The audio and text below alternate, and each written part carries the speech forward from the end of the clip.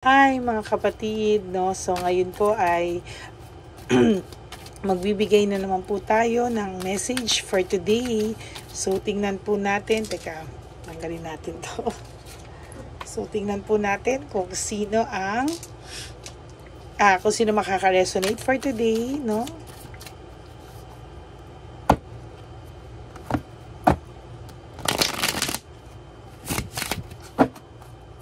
Yan. Ano po kaya message for today? Tingnan po natin.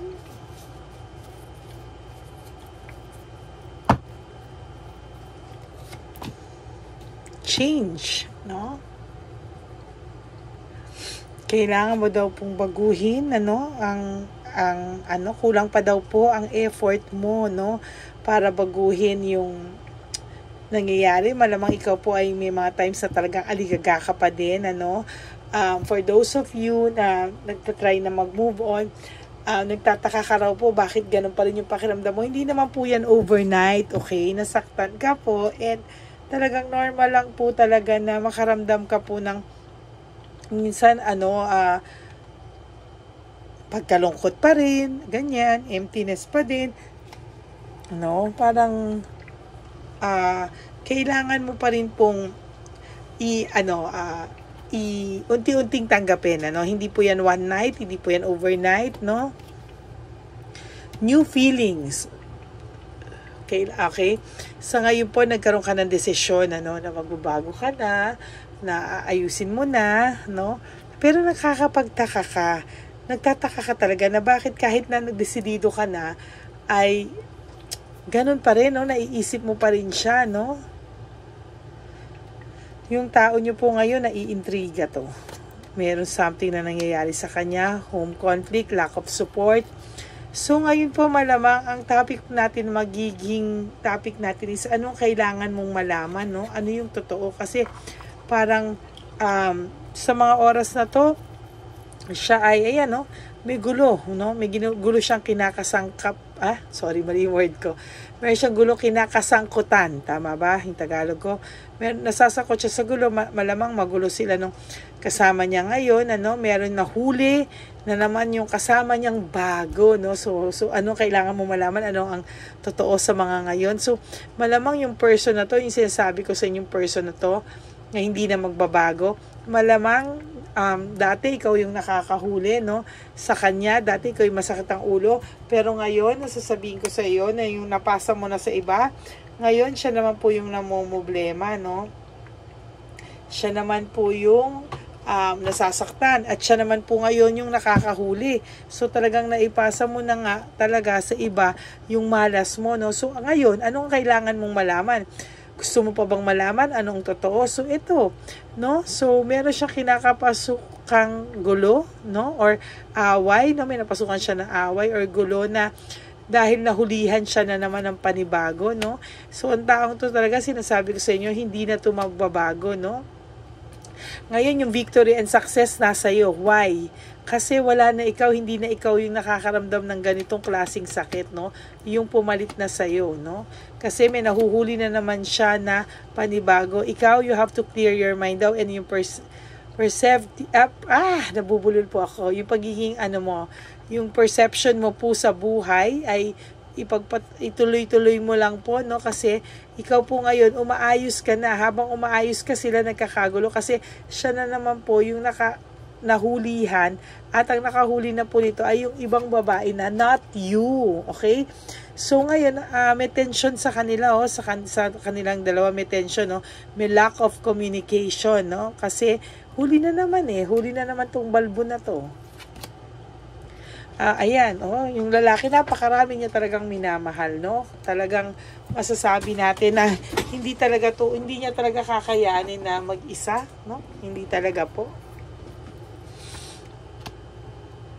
Pero sa'yo, there's hope na, There's hope, love, and faith, Yung maganda na po yung aura mo kahit paano, kahit sinasabi mo na, lady, nalulungkot pa din po ako, lady, ganyan. Pero no, ayan po, nakikita ko po na maayos ka na rin po eventually at maaayos ka na po.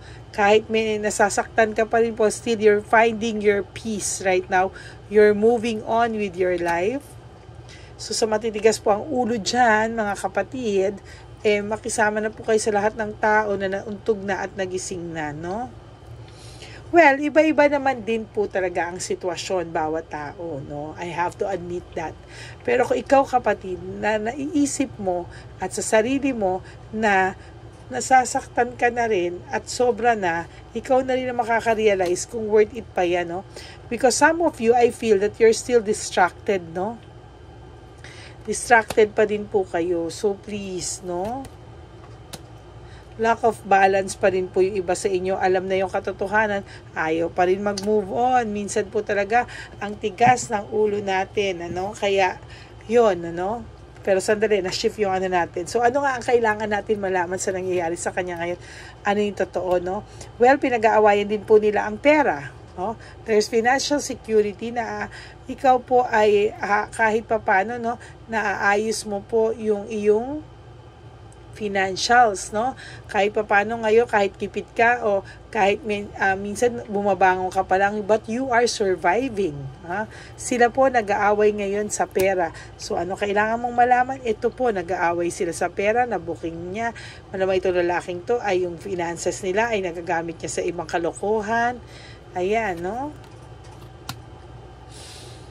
Hindi po sila masaya, samantalang ikaw, papunta ka na doon. All you have to do and all you need is determination and courage for you to be successful and happy.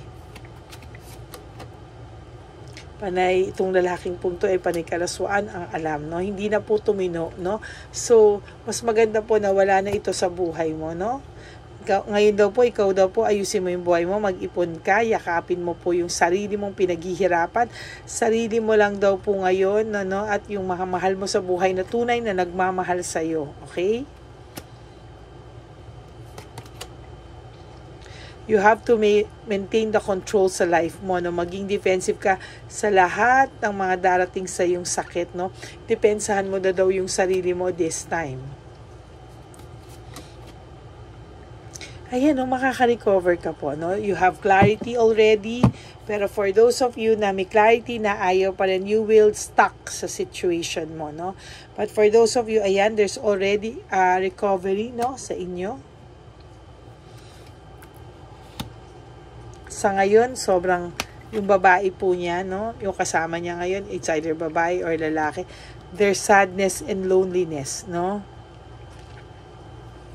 There's sadness and loneliness. Immature pa rin kasi itong lalaki. And this guy or girl is very rude, ha? Immature, rude, and talagang yung pride niya, walang, talagang hindi to aamin, ano? And always with deception and manipulation. Naging ugali na po niya yung magsinungaling, naging ugali niya na po yung magpaikot-ikot ng tao, no? So, sad lang kasi, parang ayan na, deception and manipulation. Sad lang kasi parang naging hobby na niya yung manloko at magmanipulate ng tao dahil sa emptiness and sadness and immaturity na nararamdaman niya. Itong taong to is may emotional baggage, no? Hindi mawawala yung emotional baggage nito. Okay? So, ikaw, lahat daw po ng pinaghihirapan mo, you're a very responsible person, you are hardworking, so, kailangan po ay paghirapan, yung mga pinaghihirapan mo, kailangan mo daw pong pag-ingatan, no? There's abundance, prosperity, and security na waiting for you. Makakapag-ipon ka po at makakapagsimula ka po para sa sarili mo. Huwag mo daw pong ilabas lahat, no? Huwag mong ilabas at huwag mong ibigay ng ibigay sa iba, no? Tama na daw po yung heartbreak, suffering, and grief. So, itong lalaking to, pag ikaw ay umayos, no? Ang katotohanan dito, ang kailangan mong malaman, pag umayos ka, siyang bagsak niya.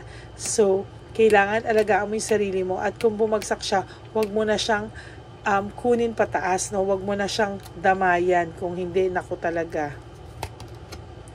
So for you to have an inner joy, inner happiness, you have to sacrifice first. Nag-sacrifice ka na rin naman. So iwanan mo na to totally sa buhay mo, no? Yung kailangan mo malaman ngayon is hindi siya masaya, pero wag mo ikatuwa, no? Wala ka na dapat pakialam doon. Dapat ikaw mismo pakialamanan mo lang yung sarili mo on how you can move on with your life. Okay? Ayan, no? Sanay na siya sa deception, insecurity strategies, tactics.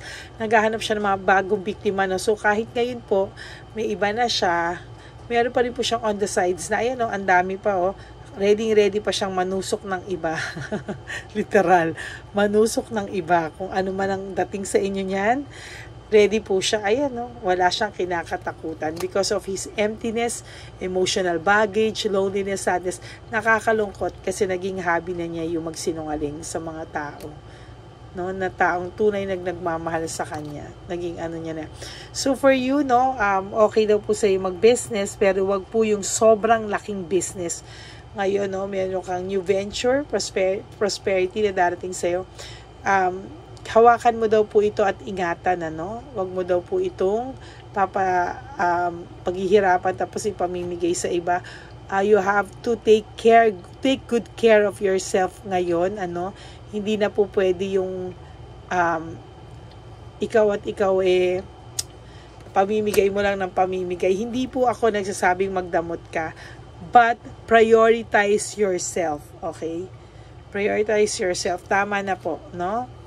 So for some of you nagtatrabaho sa abroad, for some of you may balak mag-abroad, you will be successful working abroad. Kaya dun sa mga nagdadalawang isip mag-abroad, wag na po, no? Hindi madali, pero meron ka pang, pagka nandun ka po, kahit mahirap, magiging successful naman po.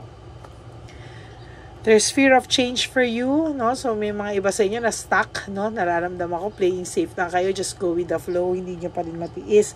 No, no? Tigilan mo to, ha? Ang kulit-kulit mo, tigilan mo to.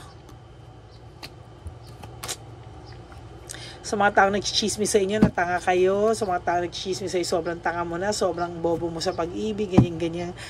Hayaan mo na po. Huwag mo na po silang pansinin kasi somehow may katotohanan po yun. Mahal ka lang po ng iba, no? Sa mga kaibigan mo, kamag-anak mo, pamilya mo.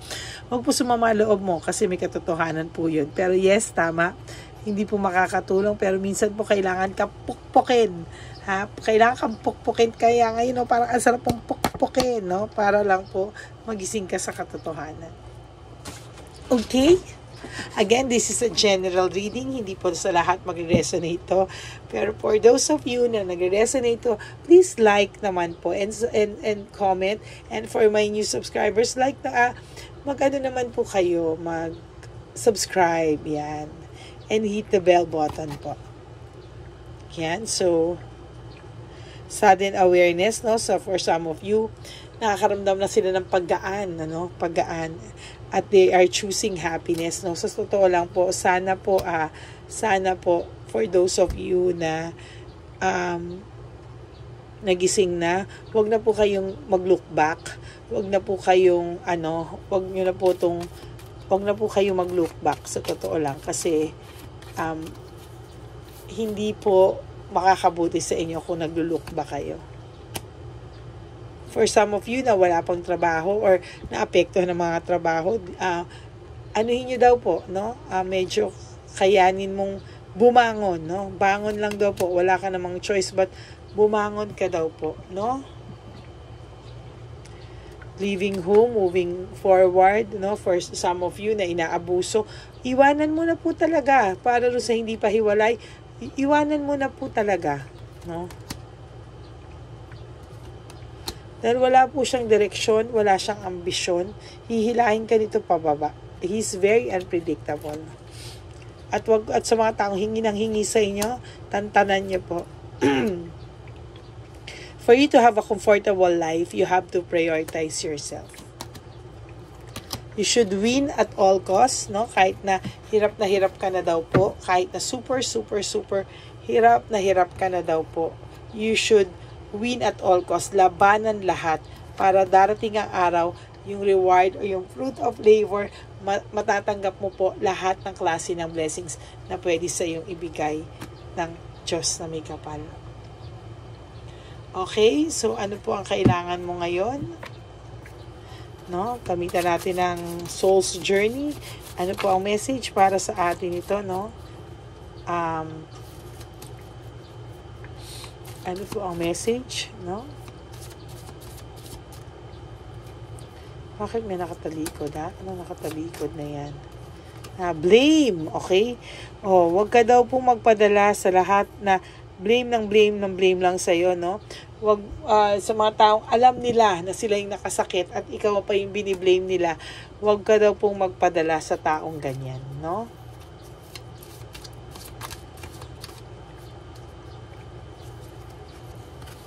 Oh my God.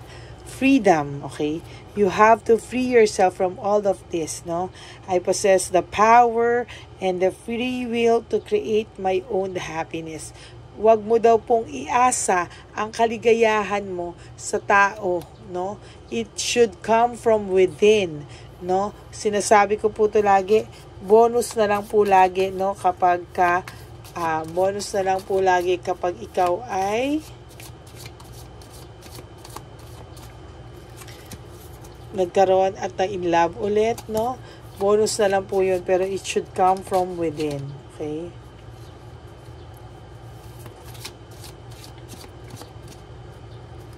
Relationships. First time to, I am attracted to those people who serve my higher good. Yes. No? So, sa relationship daw po, next relationship niyo daw po, dapat daw po, no, ang pipiliin mo, yung ikaw naman yung pagsisilbihan, ikaw naman yung mamahalin. Bakit parang may buhok to? Yan, nawala na po. Ikaw naman yung mamahalin, ikaw naman yung pagsisilbihan, at ikaw naman yung ma-appreciate, no? Maaalagaan, in other words, no? Huwag ka daw po matakot, I realize that I am testing my resolve to live in the energy of love, no? Huwag ka raw pong matakot, huwag ka raw pong mawalan ng pag-asa, no? Itong taong to ay ma-pride, no? I love myself and I see myself in everyone. So, yung tao mo ay sobrang mahal na mahal niya na ang nakikita niya lang po ay sarili niya. Self-esteem, no? Sabi siya, I possess gift of the soul that benefit me and others. So, kailangan ibalik mo po yung confidence mo sa sarili mo, no?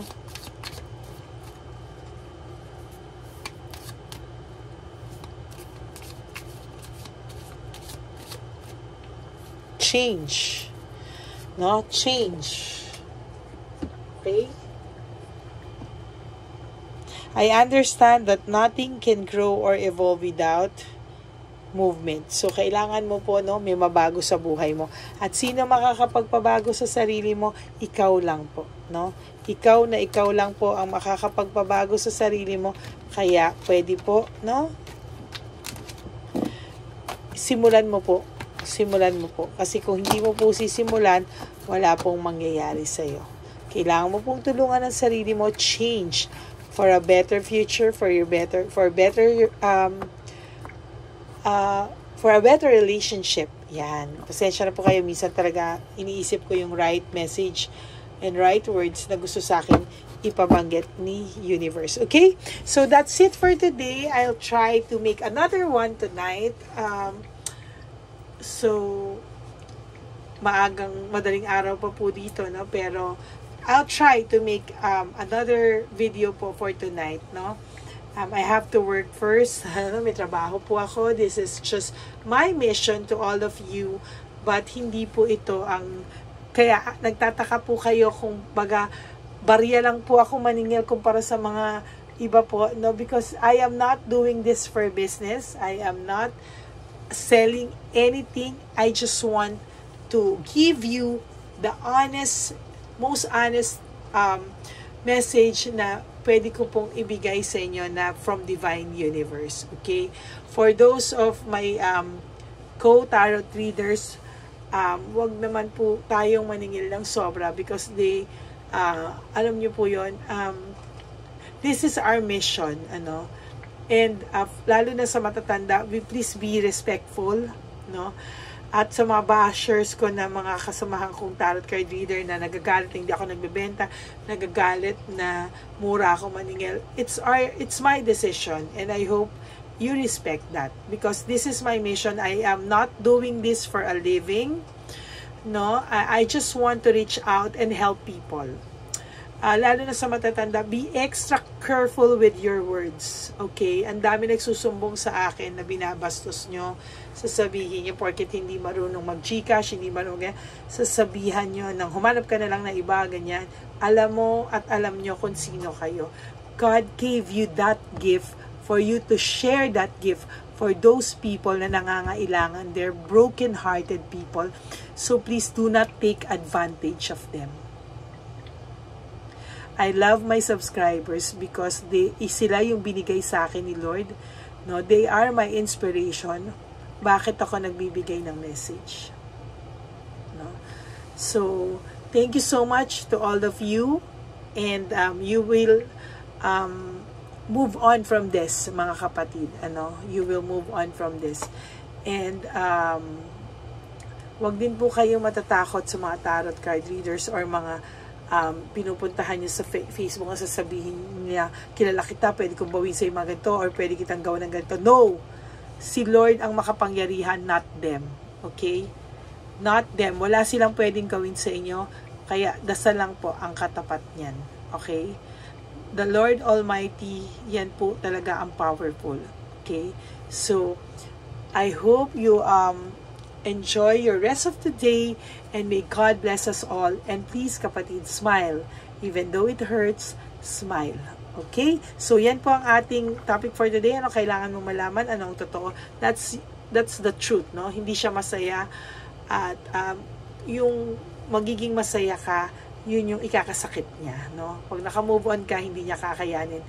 So, hayaan mo lang siya, no? Just move on with your life. Again, happy day to you, and may you have a very happy day ahead of you. Thank you so much, and I love you.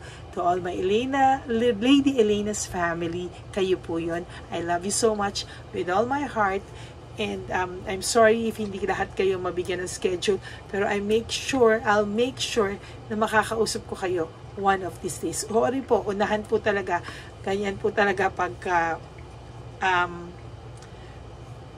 mura and mahal nyo rin po ako, more than the fee itself, na mura lang talaga. It's because that you respect and love me the way na deserve ko po, and I also love you and respect you kahit anong edad mo po. You are always welcome to my channel.